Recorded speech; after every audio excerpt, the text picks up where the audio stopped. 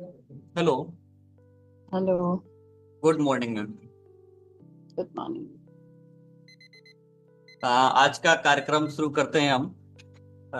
ये programme the conversation podcast के द्वारा हम आयोजित कर रहे हैं। और इस कार्यक्रम में गवर्नमेंट कॉलेज आरोन के स्टूडेंट्स, प्रोफेसर्स, सब आज की गेस्ट शशि शर्मा जी से बातचीत करेंगे और कुछ जानकारी प्राप्त करेंगे। तो मैं यहाँ का एक स्टूडेंट मोनू साहू को इनवाइट कर रहा हूँ कि वो आए और थोड़ा मैम का इंट्रोड्यूस करे सब ऑडियंस के साथ। Yeah, respected our chief guest, Sasi Sharma ma'am, and respected all my professors and all my colleagues who present here. So, मैं सबसे पहले प्रोग्राम शुरू करने से पहले मैम के बारे में कुछ बताना चाहूँगा जो मैंने इंटरनेट से कुछ सर्च किया है। मुझे इतना पता नहीं एक्यूरेट है या नहीं, बट मैंने कोशिश की है। तो मैं बताना चाहूँगा, मैम मैम ने अपनी एक्टिंग करियर जयपुर की एक थिएटर से स्टार्ट किया था। आ, वो फिल्म एक्ट्रेस हैं और और उन्होंने अपनी स्किल स्किल एक्टिंग में स्किल डेवलप की थी। और मैम की पहली मूवी थी जिंदा लाश, उससे उन्होंने शुरुआत की थी। और मैम बहुत टैलेंटेड है और वो कथक डांसर भी हैं और उन्होंने कथक डांस भी किया है और फोक डांस में हमारे इंडिया को रिप्रेजेंट किया है इंटरनेशनली। और मैम की बहुत सारी मूवीज हैं। उन्होंने अपना करियर स्टार्ट किया था जिंदा लास्ट से, उसके बाद बहुत सारी मूवी उन्होंने की थी। उन्होंने उड़ान में भी उन्होंने पार्टिसिपेट किया था, बागी मूवी में भी किया था, बादशाह में भी किया था एज अ सीबीआई ऑफिसर्स।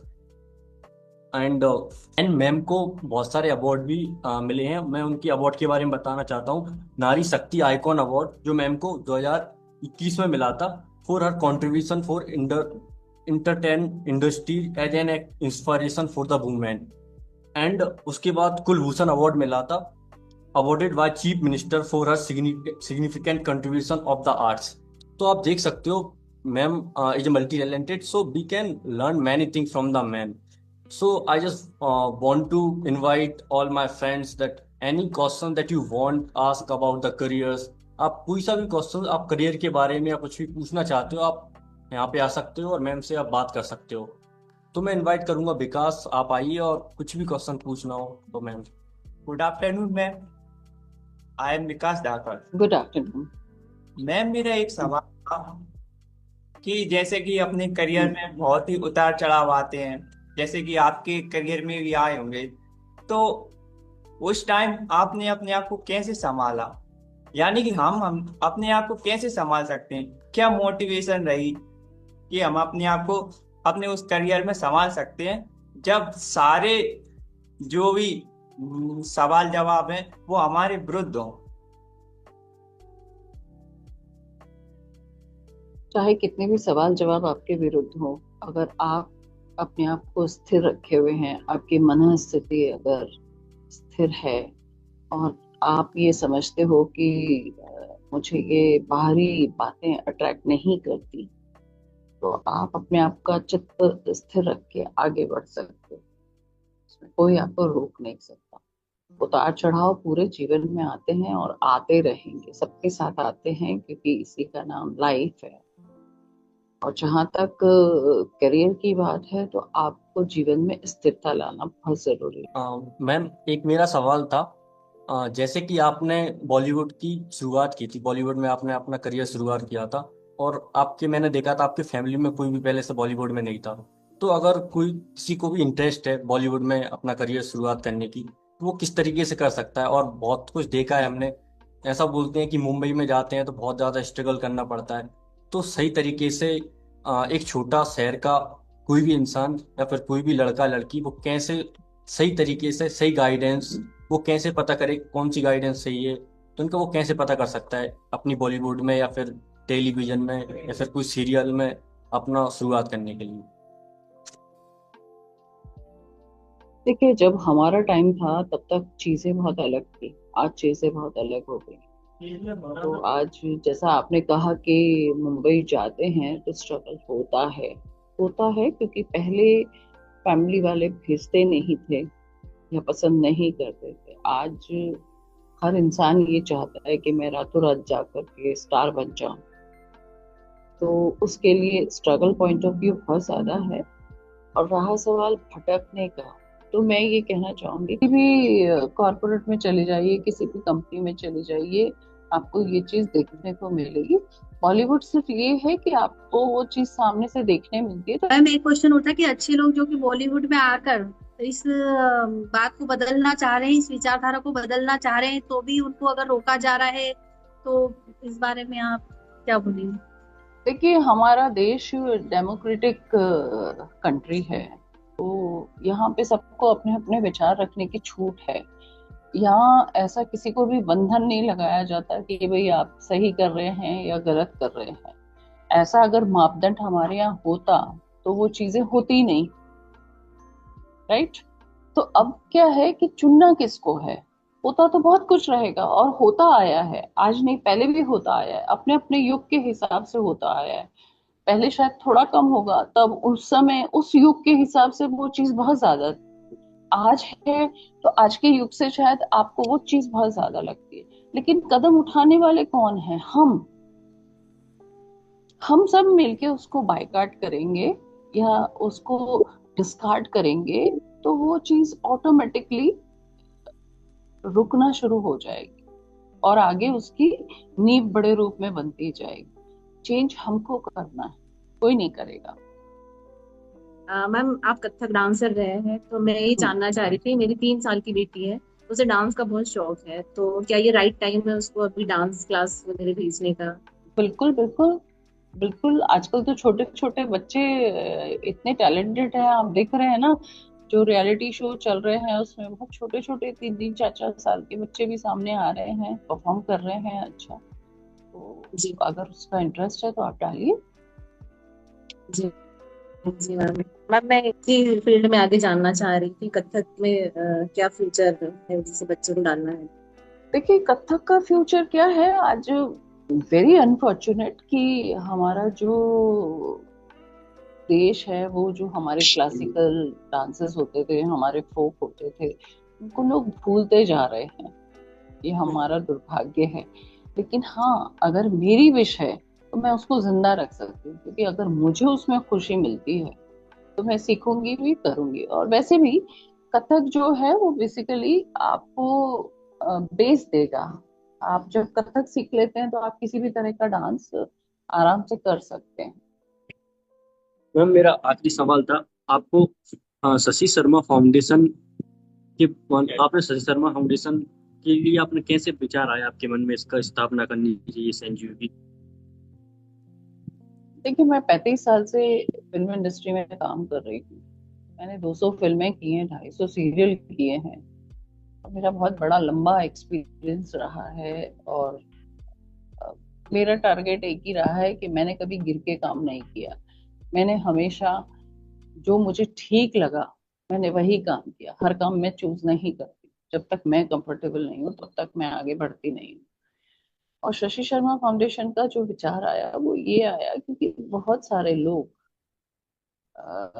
हमारी इंडस्ट्री में भी या वैसे भी काबिल होते हैं, उनको प्लेटफॉर्म नहीं मिल पाता है, या उनको पढ़ाई नहीं मिल पाती है। बहुत सारी लेडीज हैं जिनको इस मामले में प्रॉब्लम होता है। तो मेरा ये विचार था कि मैंने ये काम तो कर लिया, अभी उसके साथ साथ मुझे बहुत सारी सेवा करनी है, मैं लोगों की हेल्प करना चाहती हूँ। तो मैंने अभी हीलिंग क्लासेस भी शुरू की हैं, स्पिरिचुअल क्लासेस भी शुरू की हैं। आप सब लोग अगर चाहेंगे तो आपको जूम का लिंक ये मिल जाएगा, तो आप तो लोग इस जुड़िए। फाउंडेशन से कोई भी स्टूडेंट कैसे जुड़ सकता है या स्टूडेंट जुड़ सकते हैं इस फाउंडेशन से? गूगल पे इसकी सारी डिटेल है, आप जुड़िए। जिस रूप में भी जैसे भी आप लोग वॉलेंटरीली काम करना चाहते हैं करिए।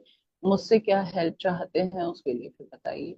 आप जुड़ेंगे तो मुझे अच्छा लगेगा, आपके फील्ड में आप काम करेंगे, लोगों को मोटिवेट Yes. करिए। सबसे बड़ी बात है कि आज हमारा समाज कहाँ जा रहा है, सबसे पहले तो हमारे समाज की जिम्मेदारी हमको लेनी पड़ेगी, दूसरा कोई नहीं है। थैंक यू मैम, आपने समय दिया। सभी की बात पूरी हो गई है, कोई के मन में प्रश्न नहीं है।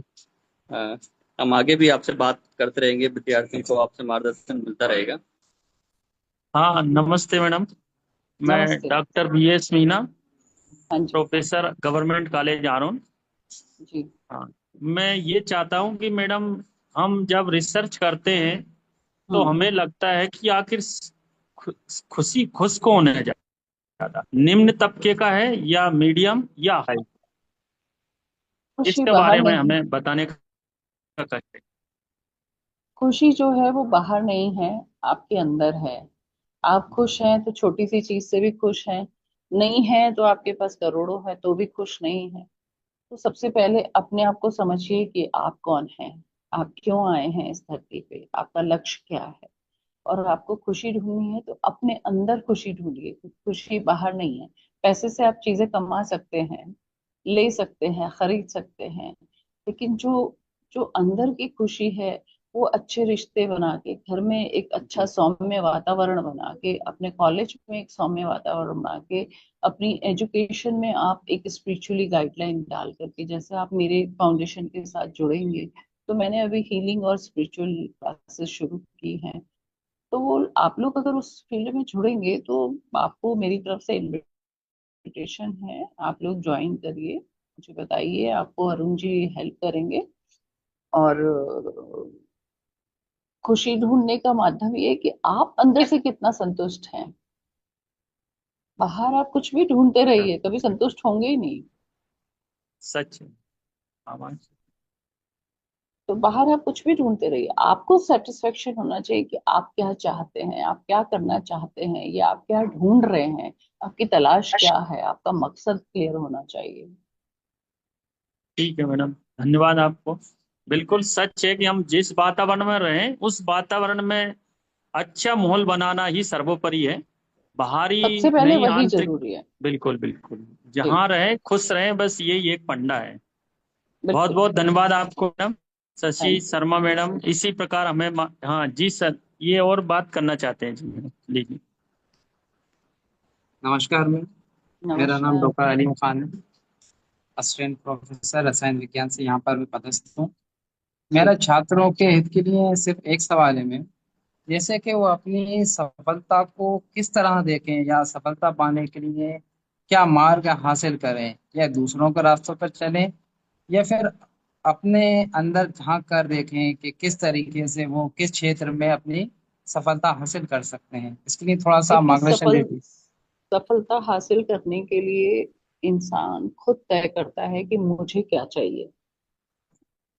आपको अपने साथ बैठ करके मनन करना चाहिए सबसे पहले अंदर अंदर, कि मुझे चाहिए क्या, मैं क्या करना चाहता हूँ या चाहती हूँ। क्योंकि दूसरों को देख के तो बहुत लोग चलते हैं, लेकिन हर आदमी की अपनी खासियत होती है। कोई कुछ करके संतुष्ट होता है, कोई कुछ करके संतुष्ट होता है, कोई किस फील्ड में जाके संतुष्ट होता है। और उसका डिसीजन जो है वो आपको खुद को लेना है, दूसरा कोई आपको गाइड नहीं कर सकता। मैं आज गाइड करूंगी कि आप प्रोफेसर छोड़ के आप एक्टर बन जाइए, तो आप नहीं बन सकते ना। उसी तरह से आपको मैं कर सकता हूँ। और जब आपको ये पता होगा और ये क्लैरिटी होगी, तो आप उस मिशन को लेके, अपने गोल को लेके आगे बढ़ते जाएंगे। एक सवाल ये था मैम, जैसे कि हर इंसान के अपनी सफलता के मार्ग में एक ऐसा समय आता है जब वो स्ट्रगल मोड पे होता है, यानी उसे कोई और राह दिखाई नहीं देती। तो आपके जीवन सफर में, जैसे कि आपके करियर के अंदर, ऐसा कौन सा टर्निंग पॉइंट था जहां से एकदम आपने ग्रो किया मैम? मेरा तो वो चाइल्डहुड ही था जब मैंने टीपू सुल्तान किया था। तो मैंने कभी सोचा नहीं था कि मैं जयपुर की रहने वाली हूँ और बॉम्बे जाऊंगी। वो एक बहुत टफ टाइम आया था कि ऐसा कभी सोचा ही नहीं था कि मैं एक एक्टर बनूंगी और इसको प्रोफेशनली लूंगी। बट वो कहते हैं ना कि विधाता ने जब आपको जन्म दिया है तो आपके साथ आपकी डेस्टिनी भी भेजी होती है, सिर्फ आपको समझना होता है कि उसका इशारा क्या है। बस मैम, वही एक समय आया था कि वो चीजें सामने से आई, हमने उसका डिसीजन लिया, हमने काम किया और वो चीजें पलटती गई। और हम काम करते गए, बस हमने पीछे मुड़ के देखा नहीं, और जो भी काम किया बड़ी शिद्दत से किया। मैम सबसे ज्यादा आपके लिए एक चीज सवाल और पूछूंगा कि चैलेंजिंग क्या रहा, टेलीविजन यानी टीवी सीरियल से या मूवीज? देखिए, काम कोई भी हो, सब चैलेंजिंग होता है, क्योंकि आज इतना स्ट्रगल है। आप किसी भी फील्ड में जाइए, आपके कॉम्पिटिटर्स बहुत सारे बैठे हैं, चाहे आप एजुकेशन में हैं, चाहे आप एक्टिंग में हैं। और आज तो बहुत ही ज्यादा हो गया, क्योंकि यंगस्टर्स इतने सारे हो गए हैं कि वो जो उनकी डीलिंग हो गई है वो उसी तरह की शुरू हो गई है कि वो समझ ही नहीं पाते कि सीनियर कौन है और जूनियर कौन है। तो जिसका बहुत फर्क आ गया है, तो हमको उस समय को भी अपने साथ में लेकर के चलना पड़ता है, क्योंकि आपको पता है कि आपको क्या करना है। मैम एक ही चीज कंप्लीट करने पूछना से चाह कुछ रहा नहीं था। होता। हाँ जी। एक और सवाल पूछना चाह रहा था, आपकी एक बहुत फेमस मूवी रही है आपकी, राजा की आएगी बारात। उसके बारे में थोड़ा सा एक शॉर्ट के विषय में बता दीजिए सर, बहुत। नहीं, मतलब क्या जानना चाहते हैं उसके बारे में? किसी भी एक डायलॉग के विषय में। नहीं, डायलॉग उसमें बहुत सारे थे। एक समाज को लेकर के फिल्म बनी थी, डावरी केस होते हैं, गरीब अमीर की कहानी थी। और अमीर परिवार कैसा होता है, लड़की को नहीं अपनाता है। तो ये दो लोगों के बीच की कहानी थी। Okay ma'am, thank you. मैं बहुत बहुत धन्यवाद देना चाहूंगा इनोवेटिव क्रिएशन का, जो इतना अच्छा पॉडकास्ट किया और आपसे बात करने का हमें अवसर प्राप्त हुआ। धन्यवाद मैम। ठीक है sir. Thank you. Thank you ma'am. नमस्कार।